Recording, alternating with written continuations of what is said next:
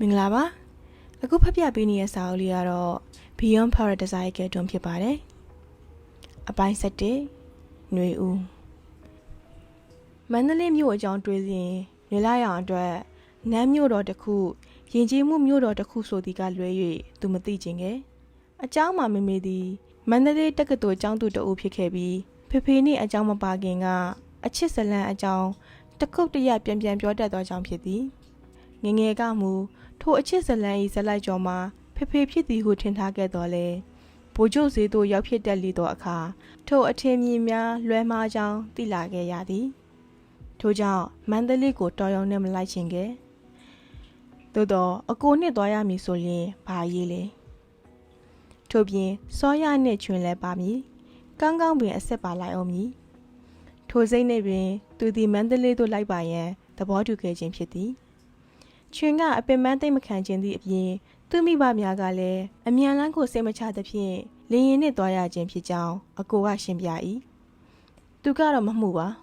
လင်းရင်နှင့်သွားတော့လဲအချိန်ကုန်သက်သာတာပေါ့ဟုတွေးမိသည်လင်းရင်ပေါ်တွင်တော့စောရကအခြေအနေမကောင်းပင်ပြည်တွင်းလင်းရင်များထုံးစံလေတိုက်နှုံကြောင့်မငြိမ်မသက်ဖြစ်နေပြီရာစောရကမူးနောက်ဖြစ်နေပုံရသည်စကားသိမ့်မပြောနိုင်လင်းရင်ကခုံတန်းတွင်တစ်ဖက်လင်းနှခုံစီဖြင့်လေးခုံပါပြီးသူစောရချွဲနှင့်အကုန်တို့ကအစင်လိုက်ထိုင်ပြကြသည်အဓိကစောရနှင့်ချွဲမှာပဒင်းမောက်ဘေးတွင်မထိုင်ခြင်းဟုဆိုသောကြောင့်သူတို့ကနေရာယူလိုက်ရ၏ခမရလည်းပြောလိုက်တာထိုစကားမှာချွန့်ထာမှထွက်ပေါ်လာသဖြင့်သူကအကိုကမျက်ခုံးပင်းရကြည့်မိကြသည်အကိုသည်ပင်သူ့ညီထံကထိုလေတံကိုထင်ထားပုံမရကိုရလေမင်းကတော့ပြောရရှိတာပေါ့ဒါကိုပထမဆုံးလေရင်ဆေးဦးတာလေဒီလောက်တော့ရှိမှာပေါ့စောရနှင့်ချွင်ကရှောင်းလန်းတာချာကဘေးချကက်လျက်ဖြစ်နေရာနှစ်ယောက်ကအတော်ရင်းနှီးကြောင်းသူတတိထားမိလိုက်သည်သူကတော့စောရအမီသာကြောက်နေသဖြင့်တက်နိုင်သမျှဝေးဝေးနေတော့လဲချွင်ကတကယ်ပင်စောရကိုစိတ်ပူနေပုံရ၏ရောက်တော့မှာပါခင်ဗျာနည်းနည်းသိခံလိုက်နော်ပြုတ်စီရှူမလားဟာမင်းလည်းပြုတ်စီရှူတယ်လားစိတ်ဝင်စားစရာပဲချွန်လေးရဲ့တိုက်ကပ်ပန်းလေနာမည်ကြီးတယ်ကိုလည်းကြိတ်တယ်နော်ကိုအကိုကတစ်ချက်သာပြုံးပြီးကောင်းညှိပြတော့အခါချွင်ကအိတ်ထဲမှပြုတ်စီဘူးကိုစောရကိုထုတ်ပေး၏စောရကကျေးဇူးတင်ကြောင်းပြောပြီးပြုတ်စီကိုလက်ထင်တွင်ပို့လိုက်ကမျက်စိမှိတ်ထားသည်ခင်ဗျမျက်လုံးနဲ့ဝင်ကုန်မယ်ခင်ဗျဘာလို့အဆင်မပြေရပဲ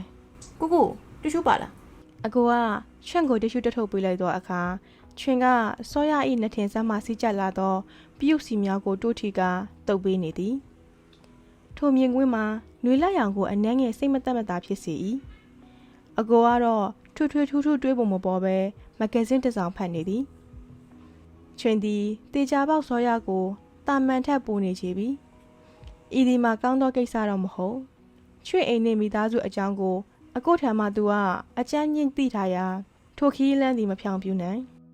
ထို့ပြင်သူကစောရအကြောင်းသိသည်စောရကလူတိုင်းအပေါ်ကောင်းတတ်ပြီးကောင်းကဲ့သို့ကလေးနှင့်ပင်အစဉ်ပြေအောင်ပေါင်းနိုင်၏ထို့သို့သောသူကချွန့်အပေါ်ကောင်းနေပေသည်မှာမယိုးသားသောစိတ်မျိုးမပါနိုင်ထိုထက်ပို၍ကစောရသည်မျက်ကိုမမေ့နိုင်သေးကြောင်းသူအသိဆုံးပင်လင်းကျွတ်ချွန်ကိုနှွေလိုက်အောင်လည်းကြည့်မရတော့လဲသို့တော်ဖြူစေသောနှလုံးသားတစ်ခုဒဏ်ရာရတော့မည်ကိုတော့သူစိတ်ပူမိသည်မန္တလေးသို့ရောက်လျင်တော့အကိုနှင့်တိုင်မရအောင်မည်ဟုသာသူတွေးထားလိုက်သည်သူတို့တဲခွေရမည်ဟိုတယ်မှာမန္တလေးတောင်ကျွေတွေတည်ရှိပြီးအပြင်အစင်မှာနန်းဆန်၏တကယ်ပင်ရှေးခေတ်နန်းတော်ရာတစ်ခုသို့ရောက်သွားတယ်လို့ခန်းစားရပြီးအခန်းအပြင်အစင်ပါဝင်အားလုံးမှာဆုလက်မှုချွန်များနဲ့ကြက်သက်များဖြင့်အလှဆင်ထားသည်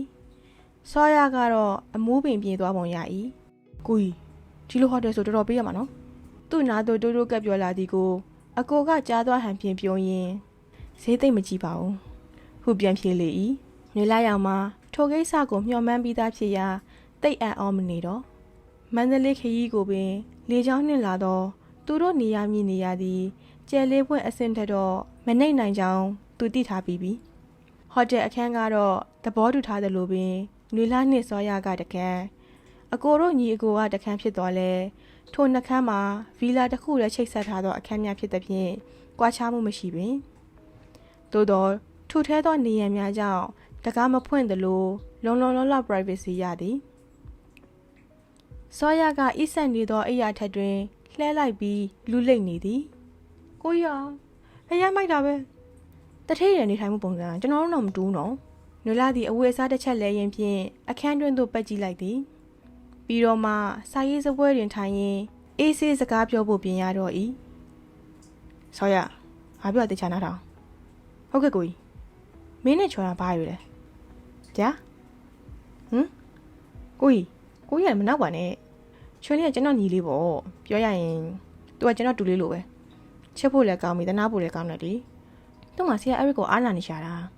ဒီတော့ကျွန်တော်ပဲပို့ကောင်းပေးလိုက်တာပါမင်းအဲ့လိုဆိုတာတော့ထင်ပါတယ်ဒါပေမဲ့ချွင်ကဟာအဲ့စိတ်မပူပါနဲ့ချွင်လေးကငယ်သေးရလေပြီးတော့လူတွေကိုကတ်တက်တယ်သူကကိုကြီးနဲ့ခင်ကလည်းကိုကြီးကိုအဲ့လိုကတ်မှာပဲသူနဲ့ဆရာအဲ့ရစ်တို့ဆက်ဆံရေးကြည့်ရတယ်သိတာယူကိုကြီးကလည်းဗျာတကယ်ပောက်ကြရတူတက်တယ်ငါနဲ့အကိုဆက်ဆံရေးသိရမဟုတ်လားစောရကလေဘင်းကိုတစ်ချက်ကုတ်ရင်းခေါင်းညိတ်ပြပြီးမှကိုကြီးကတယောက်ပြီးတယောက်ပြောင်းနေတတ်ပြီမဲ့ဆရာအဲ့ရစ်နဲ့တော့အဆင်ပြေမှသိကြတယ်ကျွန်တော်သိရဆရာအဲ့ရစ်ကိုကြည့်တဲ့ကိုကြီးမျက်လုံးထဲမှာအတိတာကြီးခုဖြည်သည်အေးအဲ့လိုအကြည့်မျိုးချွင့်မှလည်းတွေ့ရတယ်ဆိုရင်ရောဖြစ်နိုင်မှာကိုကြီးချွင်လေးကကျွန်တော်လူစဉ်းစားမိတာမထင်ဘူးအခုလိုသူ့နောက်ကွယ်မှာပြောနေရကိုကအားနာဖို့ကောင်းနေပြီຫນွေလာလည်းပြောတဲ့လောက်ပြောပြီးပြီဖြစ်ရာနှုတ်ဆိတ်နေလိုက်သည်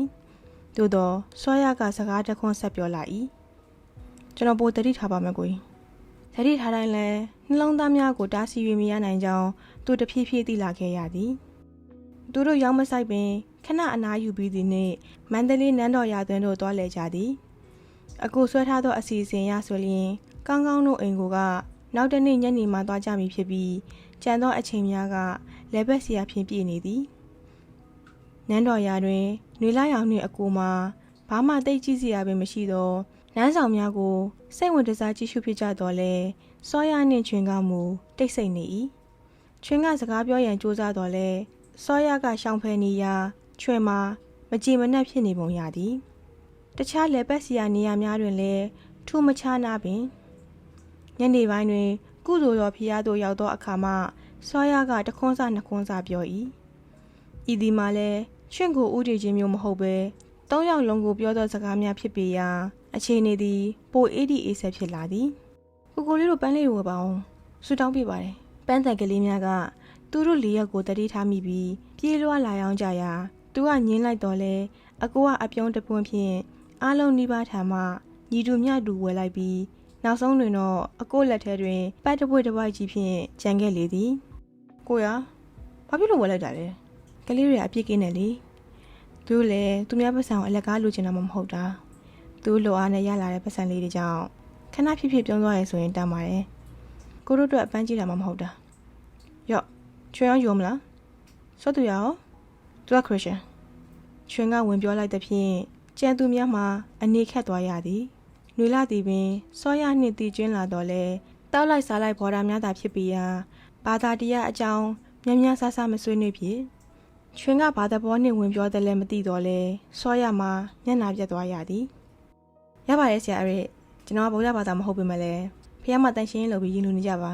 ပန်းကတော့မကြုံလို့မကတ်ဘူးသေးပေမဲ့အခုတွေးကြုံရတော့မှာပေါ့ထို့သူပြောမှချွင်ကလည်းပန်းကုန်းတစ်စီးယူပြီးစောရလုတ်တီကိုအတူခိုးကလိုက်ပူစော်၏အကိုကမူမြည်သူမြမပြောပဲပြုံးကြည့်နေပြီးနောက်သူ့ကိုလည်းပန်းကုန်းများမျှသည်သူကတော့ဖះဝတ်ပြုတ်လိုက်ပြီးဆူတောင်းပြုမိသည်အကိုကိုလက်ကြည့်တော့အကိုကလည်းလေးလေးနက်နက်ဆူတောင်းနေ၏စောရနှင့်ချွင်ကတော့ခေးပင်ကြီးများအောက်တွင်စကားပြောနေကြသည်ကိုတွေ့ရသဖြင့်သူနှင့်အကိုတို့ကအခြားဘက်သို့နှစ်ယောက်တည်းထွက်လာဖြစ်ကြသည်အကိုမဆူတောင်းပြလေရွှေရှင်းတဲ့ဆူတောင်းတစ်ခုပါပဲကိုနေလားကျွန်တော်လားကျွန်တော်ပကြီးကားတွေလူချိုက်များပြီးအောင်မြင်ပါစေလို့ပေါ့အကိုကမျက်နှာငုံရီပြုံးကအဲ့ဆူတောင်းတရားပေါက်ပြမှာကိုယုံနေသေးလားဟုတ်ပြော၏ခင်ဗျားပါဆူတောင်းလဲကြမပြောဘူးနော်ကိုတန်းစင်ကျဲကိုထန်းဖုန်းနဲ့တော့အကြောင်းရှိမှတော့ကလည်းဒီစုပဲတောင်းတယ်အခုလည်းအဲ့လားပဲရှေ့လျှောက်အခွင့်အရေးရရင်လည်းအဲ့စုပဲတောင်းပါအဲ့ဒါကြောင့်မလဲမေးနေရလေခင်ဗျားတကယ်ပြောရဆိုတာခက်တာပဲနေဗျာမပြောနဲ့တော့နေလားကိုဆူတောင်းပါလीနေလိုက်အောင်ဆိုရဲလူသားအမြဲအေးချမ်းပျော်ရွှင်ပါစေဆိုတာပဲ စိတ်ထဲမှာမြည်သူဖြစ်သွားမှန်းမသိလိုက်သူ့အတွက်တစုံတစ်ယောက်ကထိုသို့ယူဆိုင်ပေးခြင်းကိုသူ့မှာနေသားမကြသည်ထိုလူကကိုတန့်စင်ချက်ဖြစ်နေသည်မှာပို၍မယုံနိုင်ပွဲကောင်းနေသည်ဘာဖြစ်လို့လဲဘာဖြစ်လို့အဲ့ဆူကိုတောင်းတာလဲတခြားတစ်ခုခုခမရအတွက်ကိုအတွက်တော့ဆူတောင်းခြင်းဟာစိတ်ထဲမှာအာရုံပြုလိုက်ခြင်းပဲ manifestation ပေါ့ကိုကမင်းရဲ့ကိုစိတ်နှစ်ပါးအေးချမ်းမှုအာရုံစိုက်တယ်အဲ့လိုဖြစ်အောင်လဲလုပ်ပေးနိုင်စွမ်းရှိခြင်းတယ်ဆိုတော့ဒီဆူတောင်းကိုအတွက်လည်းတစ်စိတ်တစ်ပန်းပါရဲ့နေလိုက်ရဲ့ကျွန်တော်ကြောင့်အရင်အတားကြီးရနော်ခင်ဗျားအတွက်ထက်ရွေးဖို့တတိမရခဲ့ဘူးကိုနေလာကိုကျူးဆိုင်ပြီးသားပဲကိုဖျားနေတော့မှဆိုအရင်စိတ်ပူပြီးခဲ့ရလေအဲ့တော့အခြားတစ်ခုခုဆူတောင်းလိုက်တာပိုဖြစ်တင်ပါတယ်ကိုသွန်းစင်ကျကျွန်တော်ခင်ဗျားနဲ့ဆိုရင်တကယ်စိတ်တွေအေးချမ်းရသေးလားကျေးဇူးတင်ပါတယ်ကိုလည်းဝမ်းသာပါတယ်သူတို့နှစ်ယောက်တတိတရားဖြစ်လန့်ကြည့်ပြီးတော့တစ်ဖက်ချမ်းကနှစ်ယောက်ကအဆင်ပြေကြပုံမပေါ်သဖြင့်သူတို့ကပဲပွဲထိန်ရန်သွားလိုက်ရသည်ဖះသမိုင်းပြောပြမိကလေးများကလည်းသူတို့ရေရောပုံကိုသိသဖြင့်အနားမှလိုက်လာ၏ချွင်းဒီနေ့က UNESCO အသိအမှတ်ပြုနေရပဲကမ္ဘာအကြီးဆုံးစာအုပ်ကြီးလေကိုကျွန်တော်တကယ်နားမလဲတော့ဒီကိစ္စတွေကအဲ့ဒီရောက်ကျွန်တော်ပြောပြရမှာလေဘာဖြစ်လို့ကိုကပြောပြနေရလဲအဲ့ဒီရောက်ဆိုဒီမှာစောရကိုဆိုလိုခြင်းဖြစ်ကြောင်းသူတို့သိလိုက်ကြပြီးအကူကပင်တောင်းပန်ရသည်စောရကတော့စိတ်ခုပုံပင်မရစိတ်မကောင်းဖြစ်နေပုံတော့ရသည်မဟုတ်ဘူးချွန်းလေကိုကဒီဘက်ဒေသကြတော့မကျွမ်းကျင်လို့ပါရှမ်းပြည်ဘက်ရောက်ရင်ကိုသေချာပြောပြမယ်နော်ချွင်းကကျင်တတ်ပုံမရပဲစကန်နဲ့လှက်ထဲသွားလေသည်ဆက်သူရကိုကပဲတောင်းပန်တယ်နော်ချွင်းကခင်တက်ပြီဆိုအရန်ခင်တက်တဲ့ကလေးမျိုးပါသူကကိုမဟုတ်တဲ့တခြားတယောက်ကိုဒီလောက်ထိခင်တာတော့ဒါပထမဆုံးပဲရပါတယ်ဆရာရရဲ့ချွင်းလည်းဘာဖြစ်လို့လဲစောရကပျော့ဆူဆူနေပြေးသွားတော့ချွင်းကထိုးနားမှလန့်អော်ဤမလာနဲ့ဒီနာဘာဆိုရလည်းမသိဘူးကိုချောက်ရှာမယ်စောသူရကတေချာကြည့်ရင်ဟာတန်ဆိုးတွေဒီညမှာဘာဖြစ်လို့လာချထားလဲမသိဘူးကွာချွန်းနေရရလားဆိုပြီးကြည့်တွက်လိုက်၏အကိုကလည်းအလန့်တခြားဖြစ်ပြေးသွားလေရာထိုနာတို့သူတို့၄ယောက်နဲ့တင်ပြေးသွားလေသည်ပန်းတယ်လေးများကလည်းမျက်စိပြက်မျက်နှာပြက်ဖြင့်အဲ့ဒါပေါ့ဟိုအရက်သမားဦးလေးရလာထားသွားတာဧည့်သည်တွေစုမယ်လို့ပြောတာလည်းမရဘူးဒီတစ်ခေါက်ကောဘကကိုပြောရမယ်ကိုလေးကိုချောက်စေးခြင်းရှိနာဆိုင်တော်တွေပြောပြမယ်နော်ဟူပြောရှာပါသည်အကိုကချွန့်ချော့ကိုချက်ချင်းကင်ပြီးကြည်ရာတံမိုးနှစ်ခုစူးပြီးသွေးအနှဲငယ်ထွက်နေလေရာငွေလိုက်ရောင်သည်ပင်ခေါင်းကျိန်းသွားလေသည်ချွင်းကမျက်နှာလေးနီးနေပြီးမျက်ရည်ကဝင့်နေလေပြီဖြစ်တော့စိတ်ကန်းသွားမှချွင်းကိုကြော်ပေါ်တဲ့ချွင်းကစောရကိုလှည့်ကြည့်ကြည့်ဖြင့်အကိုကြော်ပေါ်သို့ပါသွားရှာ၏စောရကလည်းစိတ်ညစ်နေပုံရသည်ကားပေါ်တွင်ချွင်းလက်ကိုစုပ်ကင်ပေးထား၏ဘာမှတော့မပြောအကိုကမူကားပေါ်မှာစစ်တစ်တာကိုဖွင့်၍သွေးတက်ရန်အရင်လုပ်ပေးနေသည်ခင်ဗျားမစိုးမဟုတ်လားအခုဘသူ့ကိုစိတ်ပူနေရလဲချွန်းလေမင်းကဆေးတွေထိုးရမှာဆိုတာသိလားဟာလို့ပါဦးကိုကျွန်တော်စိတ်မထိုးချင်ဘူးကောင်လေးကအတော်ပင်လက်နေပုံရပြီးတရုတ်လူတွေပါထပြောနေသည်အကိုကချွင့်ကိုစိတ်ရှည်လက်ရှည်ချော့နေ၏အကိုထိုးပုံစံသည်လဲသူ့အတွက်အစမ်းပင်ဖြစ်နေပဲမှသေးသည်ဆေးကန်းရောက်တော့ကန်ကောင်းစွာဖြင့်ဆေးထိုးစရာမလိုပဲပိုးသက်စေတောင်းရန်သာလိုကြောင်းဆီယာဝန်ကပြောသည်ထိုတော့မှစောရကလည်းတက်ပြင်းချနိုင်တော့၏ညီကိုနှစ်ယောက်ကိုစေကန်းနဲ့ထားလိုက်ပြီးနောက်သူတို့နှစ်ယောက်ကအပြင်သို့ထွက်လာကစကားပြောပြကြသည်စောရမင်းတို့ရှောင်းနေရလားကိုကြီးပြောသလိုတတိထားနေရပါဟိတ်ကောင်ကြီးမင်းအဲ့လိုဒုံးတီလုံးလို့မရဘူးလေမင်းငတုံးမဲတူးလေဗျာကျွန်တော်ရေးစားဆိုလို့မျက်တယောက်ထဲကိုပဲကြိုက်ဘူးတော့စောရကမျက်ကိုတက်ကတူစားတဲ့စင်ကဆွဲလန့်နေခဲ့သည်ဟုပြောပူတာကိုတတိရသည်အင်းလေလူတိုင်းကຫນွေလလိုအတွေ့အကြုံများတာမှမဟုတ်တာချွန်းလေးတနာပါတယ်မျက်နှာလေးကိုနီးနေရပဲတွားဖက်ထားပေးလိုက်လေ900မရွေ့ပါနဲ့ဟိုးဆေးလေးတော့ချင်လိုက်တာဗျာမတောက်နဲ့ငါကောဆေးလေးနဲ့မကြိုက်ဘူးမင်းကောင်လေးကလည်းဆေးလေးနဲ့မကြိုက်ဘူးကျွန်တော်ကောင်လေးလားစောရကဇဝင်ဇဝါဖြစ်နေစဉ်အကိုကလမ်းခေါ်လိုက်၏ဆောသူရချွန်းကသူ့ကိုလာတွဲပေးပါတဲ့တောင်ပြမှာလွတ်တည်နွားအဲ့လေလိပ်ပမှာစောရသည်အပြေးကလေးသွားလိုက်ပြီးချွင့်ပေးမှလက်ရှို့ရင်တွဲပေးလိုက်သည်ခမကျွန်တော်ထက်ဆောင်ဒီထက်ပိုဆိုးမှာထိုချင်းလျှောက်စကားကိုခက်လန်းလန်းမှကြားလိုက်ရတော့နေလိုက်အောင်သည်ပင်တက်ပြင်းဆိုင်မိရာစောရဆိုရင်တော့ပြောနေစရာပင်မလိုတော့ပေညနေစာတော့ဟိုတယ်တွင်ပဲပြန်စားဖြစ်ကြသည်တိတ်ဆိတ်နေသောထမင်းဝိုင်းတွင်ချွင်ကမူလူမမာနှင့်မတူပဲပြုံးနေလေသည်သူ့အတန်းသာလွှမ်းမိုးနေသည်မနေ့ပြန်မနေ့ကျမင်းလေးတောင်တော့မှလားအဲ့မှာမိုးနှကောင်းရှိရဆိုကို ရုပ်တွေပါချွင်ရဲ့ဟဲ့လားဒါပေမဲ့အဲ့ရ sunrise လာတယ်လို့ပြောတယ်ကျွန်တော်ဆော့ဆော့သွားရအောင်ထားနိုင်လို့လားချွင်ပိုးသက်စီရတောင်းပိုးအိတ်ချင်နေမှာကိုကလည်းကျွန်တော်အခုအားရင်နေပြည့်သွားပြီနော်ခင်ဗျပြောလိုက်လေထိုစကားကိုစောရတထောင်ကိုတွေ့ရင်ပြောချင်းဖြစ်လီရာစောရကလည်းအယောင်ရအမှားမှဖြင့်ကောင်းညိတ်ရှာသည်အကိုကမူမျက်မှန်ကိုပင့်တင်လိုက်ရင်အကဲခက်နေ၏ညစာစားပြီးတော့အကိုကသူ့ကိုဟိုတယ်ထဲတွင်လမ်းလျှောက်ရန်ခေါ်လာသည်ချင်းကတော့စောသူရကိုတွေ့၍အခန်းထဲပြန်သွားပြီဟိုတယ်မှာမြေမျက်နှာသွင်းပြီးအနေအထားအတော်ပင်လှပပြီးနေရာလက်မကျန်းအလှဆင်ထားနိုင်သည်နန်းတော်တစ်ခုတွင်လမ်းလျှောက်နေရသည့်အတိုင်းပင်အခြားအသည်များနှင့်ဝေးရဗီလာကန်းဖြစ်၍တည်တန့်ဆန်လေသည်အကိုချွန်းတို့ကိစ္စဘယ်လိုမြင်လဲကိုရန်ကုန်မှာကြတဲ့သတိထားမိတယ်ဒါမဲ့ခဏစောင့်ကြည့်နေရအခုဒီနေ့တော့တခြားသွားတာပေါ့ဒါမဲ့လीဗျာဒီလောက်အချိန်တိုးလေးနဲ့လွယ်လားမင်းလည်းကိုကိုတတိယချိန်တွေ့ရနေမှရင်ကာကွယ်ပေးခဲ့ပြီးကိုကလည်းမင်းကိုသဘောကျပါတယ်ပြောခဲ့ရလေချစ်ချင်းမြတ်တာကိုအချိန်ကာလနဲ့မတိုင်းတာပါနဲ့ကွာလွယ်လိုက်အောင်သည်ထိုတော့မှကိုရှာကိုအဖြစ်တင်မိသွားလေသည်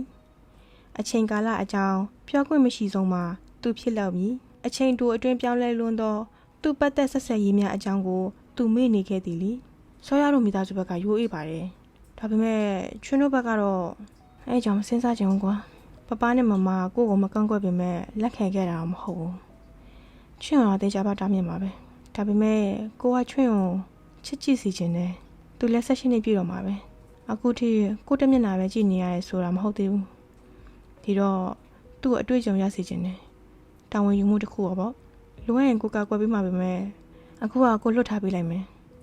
အနည်းဆုံးတော့ဒီခီးအဆုံးထိပေါ့ခင်ဗျာတကယ်အကိုကောင်းမယ်အားကြလိုက်တာအားကြရင်ကို့မိသားစုဝင်ဖြစ်တော်လိုက်တော့လေကိုကအသက်မယ်သူကရီလိုက်တော့အကိုကလည်းလိုက်ရီပြီးသူ့ပခုံးကိုဖတ်လိုက်၏တကယ်ပြောကိုနေလားကျွန်တော်ကိုခင်မွန်းတယ်ဖြစ်လက်ခံလိုက်ပါတော့ဗျာနောက်တာဖြစ်ဖြစ်အတီးဖြစ်ဖြစ်ကျွန်တော်အချိန်ယူအောင်ပါဟုတ်ပါပြီဗျာကိုကလည်းစိတ်ရှိရှိနဲ့စောင့်ပေးမှာပေါ့